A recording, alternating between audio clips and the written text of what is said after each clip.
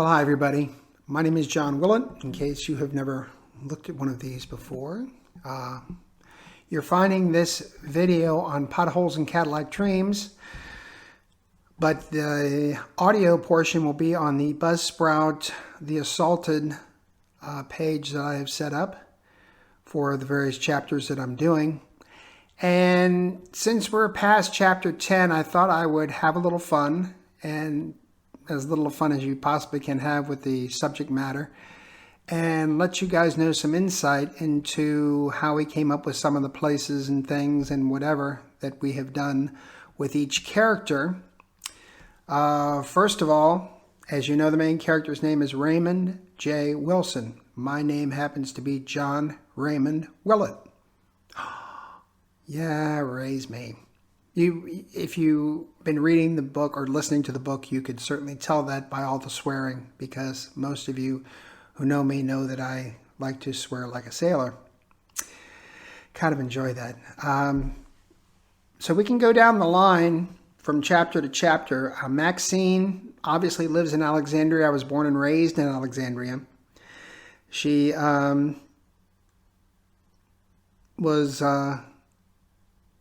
she works in D.C., did all her stuff in D.C. I'm very, very familiar with D.C., having lived there for so long. And I actually know the townhouses that I'm describing that she lived in before she went on that last trip to the Naval Yards. In terms of David, he's the one in Sutherland Springs. There's a very, very important piece there. Jeff Hetrick has been my friend, my best friend, for over 50 years. I used his name and basically his life, except for the part about his uncle being shot in Atlanta. That is fiction, but essentially his life is right there. He's been that close to me for 50 years, so that was kind of my tip of the cap to Jeff and what he's meant to me over the years. And so that's where that came from. With Stacy, which is the Fort Hood shootings, her being in Fort Belvoir is important because that was my stomping grounds for quite a while, the Fort Belvoir area, down Richmond Highway in Alexandria. I knew that area quite well, and I was very familiar with it, so was very familiar with talking about Fort Belvoir. Jerry, who's Jerry Peters Jr., who's Virginia Tech, he goes to Bishop Ireton High School, which is where I went from 1970 through 1974. His parents are basically composites of folks that I watched in Alexandria / Washington, D.C. for a number of years. Kind of took a little bit from here, a little bit from there, but WRC TV in Washington, D.C. is an actual TV station, as is, and I probably need to explain this, everybody that you read about in there, most of them are actual people. My thought has always been that this would probably end up playing much better as a TV series, miniseries, movie, whatever, than it does as a book. I understand that should this get in some publishers' hands and they're really interested in publishing it, that they're probably going to make me change a bunch of names. I put the real names in there so that I would know who I was talking about if I had to change something. So that's just to let you all know. But most of the names and the places that you see are actual names, actual places of the research, particularly in terms of the actual events themselves, the actual mass shootings. Those are names and faces and places that are part of the shooting, including, I mentioned Sutherland Springs. The restaurant right across the street from the church is the actual restaurant right across the street from the church. The first station that Jerry works at is in Bangor, Maine, and I lived in Bar Harbor for 14 years and actually watched that station. So that's there. Virginia Tech, obviously there was a shooting there, but it's also a tip of the cap to Jeff Hetrick's daughter, who also went to Virginia Tech. Remy Ramirez finds out about the power of a camera when he takes it on a field trip and has everybody asking him to take their picture. I did that. I had a Polaroid 60-second camera, just like I described in the book. But my field trip, my 8th grade field trip, was to the beach. Oh, can you imagine? Can you imagine? 8th grade boy with all these girls posing for him because they want their pictures taken. And I always took 2, one for them, one for me. And I know, but I did. So that is right from my life. I actually did that in my 8th grade field trip to the beach. I actually took pictures for boys and girls, but I did it. So that's just to let you all know that, that's part of my history. Pulse, Les and Donnie.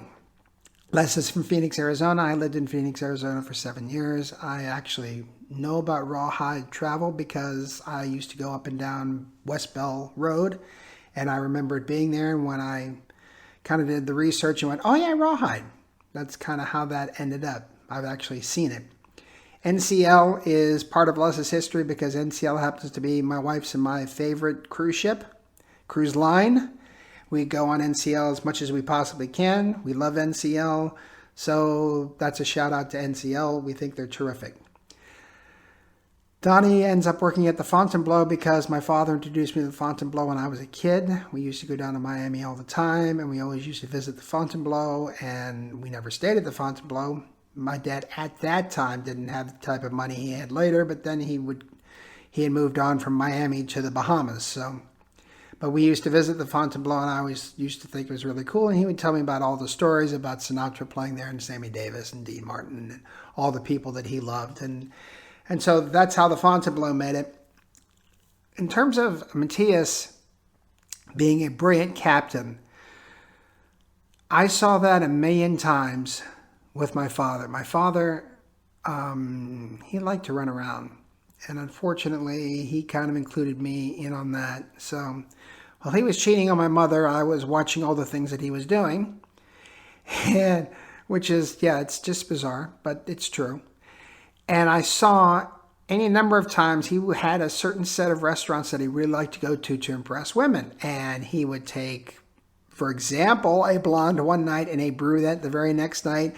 And the captain would say, oh, you've brought in blah, blah, blah, and would never mention the fact that he saw him last night with the blonde. And, of course, my dad would give him an enormous tip. And that is directly from my life, basically. I saw it scads of times. If the captain was any good, he never mentioned the fact that he saw my father the night before with somebody else. He played it off as if, oh, isn't it wonderful for you to bring in such and so and so and such? And, yeah. So I saw that millions of times. I mentioned Better Than Sex Desserts, where the boys went just before they went to Pulse, because I want to go there. My wife and I want to go there. We've never been there. We go to Orlando all the time. We live now in Daytona Beach, so we think about it all the time, and we've never been there, and we want to go there. So I mentioned Better Than Sex Desserts. I also mentioned the Boathouse and Eddie V's because my wife and I have been there and have had amazing meals at both of them. So if this does anything for you all living in Florida who are watching this, the Boathouse in Disney Springs and Eddie V's in just outside, it's about kind of a couple miles from Disney Springs, but Eddie V's, it's the name of the restaurant and it is sensational. I would recommend it. Emily Curtis, this would be Parkman Douglas High School. I mentioned Billy's stress-related injuries, playing almost 365 days a year of baseball, because my second wife was a brilliant physical therapist, and she worked for a brilliant orthopedic surgeon and a group of great doctors in Arlington, Virginia. And she used to tell parents, she used to warn parents constantly over and over, do not let your son or daughter play in one sport. Have them play all sports, because each sport requires a different set of muscles. If you constantly play a certain sport all the time, you will tend to stress out those muscles and they will cause injury. Warn them thousands of times, and each time they'd come back and say, oh, little Johnny's done this, little Billy's done that, and blah, blah, blah. And she would say, is he playing any other sport? No, we just decided we'd stick with baseball. And normally it was baseball, but baseball, basketball, football, whatever it was, they would stay with it and go to training camps and do this and do that and do that and do this. And because they were stage parents, and their kids would get injured, and it would impede their progress, don't you know? Used to drive my second wife crazy because she warned them in advance, this is what's going to happen, and then it happens. So I included it in there as kind of a tip of the cap to my second wife. Somewhere in Time is a movie that I mentioned, and then the music, accompanying music. If you ever get a chance to just listen to the Somewhere in Time soundtrack, you will be taken to another place. It is some of the most gorgeous music I've ever heard in my life, and it's a cool little movie, and I highly recommend it. It's from 1980. Jane Seymour, guy that played Superman. He is Christopher Reeve. Christopher Reeve, Jane Seymour. It's a wonderful movie, and you would love it.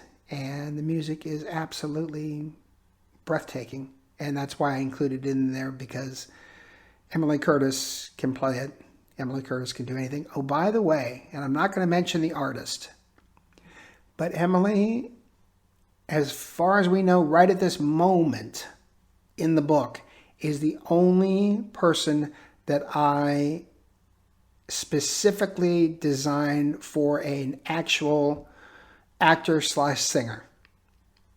The description, the musical ability, the voice, the everything is a specific person, and I'm thinking of when I wrote her character. So there is another one later in the book who I have a specific person in mind. So that's kind of like the movie, TV thing I said earlier. There are others in there that, I kind of was thinking, well, maybe they'd be really good. But Emily Curtis is a specific, actual, real-life person that I described. Hopefully getting it right for that particular character, because I can see this person playing Emily Curtis in a miniseries, movie, whatever. So, little sidebar there. All the musical references you hear about Emily are me. That's the type of music I like. And it's all over the spectrum. But I love music, and I love listening to music, particularly when I'm driving. And I'm a big Jerry Lee Lewis fan. I think I mentioned him a couple of times. The deputy sheriff, when he tells Emily to leave, that's an actual incident that happened to a client of my father's. He represented the family. The family was abusive to the eldest daughter. Was it the eldest? Yes, the eldest daughter. And she was fully emancipated, but they were abusive. So certain things happened, and a deputy sheriff, I think it was Fairfax County, but that's I'm thinking way. I just remember the general incident, but that actually happened, where they did some creative writing, put her in a safe house because she was indirectly involved in something to get her away from her parents because they were being abusive. So I didn't make that up. That's actually something that actually happened, that could happen, I assume. So that's that. Now, Elizabeth Bloomfield, who's the Fort Lauderdale Airport. She attends, and her parents teach at, George Mason University. I went to George Mason University and graduated from George Mason University in 1974 to 1978. The description I give of George Mason before it became, I need my hands here, George Mason University, is exactly what I went through when I was going to college. It was 4 buildings. They were just starting the housing for the students, the dorms. And I went to business school. Most of my classes were in the old Paul VI High School on Route 50, an old high school building right next to the McDonald's, which was terrible because I spent a lot of time there. But that was my college. My college was not a beautiful tree-lined, gorgeous, fabulous. No, it was crap. Until, of course, George Mason University became George Mason University. And everybody tells me, oh, you went to George Mason? Well, they don't know the George Mason I saw. But I described the George Mason to you all in a little few blurbs just before the Bloomfields decided to move from Princeton to George Mason, which is actually a very, very good idea at that time because they were starting to rev up and build and bring in all kinds of guests and, like I said, ex-congressmen and senators and, having past presidents lecture there and, amazing, just an amazing, amazing group of people they have now. I mean, George Mason is beautiful. It's just a beautiful, beautiful campus, and it's huge, absolutely huge. It wasn't huge when I went. It was small. It was very, very small. And of course, Virginia. I am very, very familiar with Virginia, having been born and raised in Alexandria, but I spent a lot of time in Fairfax and also spent a lot of time in Vienna, specifically the M4 restaurant, which I actually went to any number of times. So I know exactly where it is, and I know exactly the park that's near it because I ate at that park. So that was included. Now the toughest, this is what we're going to end with here, the toughest part of going back and doing this was the fact that I included our cat Jeter in the book. He was gray with pinstripes. He was a very handsome cat indeed, which I mentioned 4 or 5 times. And we lost him in this past July, as a lot of you know. And it was very difficult to talk about, as you can tell. And it's very tough to read. And I had thought about maybe doing the one thing I didn't want to do, which is rewrite and not mention him. But he was too special to us, and so I kept him in. And I think I have more stops and starts in that section than I do of any other chapter in the book because I had to get my emotions in check. As you just heard, he was extremely special, and I miss him every day, every single day. But anyway, this will go on the, as I said, you'll find this as you found it, if you're watching it, on Potholes and Cadillac Dreams. It will be special, and I will make sure that I put the Assaulted on it so that everybody can see it. This will also go as chapter 11A in the book so that you guys can get a kind of a background of where I came up with this stuff. Again, these shootings are actual shootings. These are mass shootings that actually occurred. I have put fictional characters into them. I have put some fiction around it, but the actual shootings are the actual shootings, and I have not changed anything. I have done extensive research to find out what the shooters did, where they shot at, what they did. For example, when Stacy moves suddenly, that's because there was something he was shooting at. He actually turned that way. And also, I will never put, there's only one, and that's coming up, but there's only one shooter's name in the whole book because I'm not going to dignify them. I'm not going to give them anything other than the fact that they're heinous bastards. And there's another thing I guess I should bring up is that Raymond Wilson makes it a point, and he will make a point several times, that he lives in Front Row, Virginia, that he is well aware of people who have guns for hunting. He is well aware that people are out there protecting their homes, that they have their handguns. He has no challenge with them having hunting rifles, having handguns, making sure that they're locked and safe away from kids or family or whatever. What he doesn't like is semi-automatic weapons, things that you can pull a trigger and have multiple shots occur, that they're easy to get, particularly here in the state of Florida, and that you can get as many of them as you want, and there is no national registry, and there is no getting rid of, making them illegal.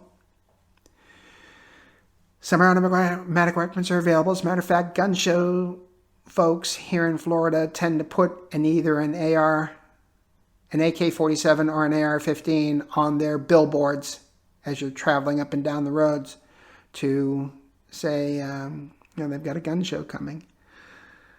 He's calling for them to be banned. He's calling for a national registry. He's calling for a banning of all semi-automatic weapons, including handguns. So I think we ought to make that clear, that this is not a situation where guns are being banned. Guns are being banned, like in the UK, for example. We keep watching shows in the UK, detective shows, and nobody's carrying a gun. It's really weird. But that these type of weapons, the type of weapons that their only useful purpose is to shoot many people very quickly, that they need to be banned. Pretty simple. Or just put in the hands of law enforcement or our military. Period. End of sentence. End of statement. That's the way it should be. That's what he feels. Keeping in mind that Raymond J. Wilson is RJW, and my initials are JRW, you can kind of figure where we're going with this. So anyway, I wanted to finish with that. We're at 22 minutes. Holy cow. We've been chatting a while. Nice talking with you all again, those of you that remember the Potholes and Cadillac Dreams. We'll be getting back to that because there's lots going on. But in the meantime, I want to get this book done, and we're going to have a similar chat down the road just to give you guys an insight on the book and where we got the ideas and what's going on. In the meantime, thank you so very much for downloading it. If you haven't downloaded it, please do so. It's free. I'm not charging anything. I really just want to get it out there so that people can listen to it, can talk about it, and perhaps find that one person who might be interested in doing a little something more with it. I appreciate it. Thanks again. Hope you are having a great week, and I'm sure we'll talk again. Bye.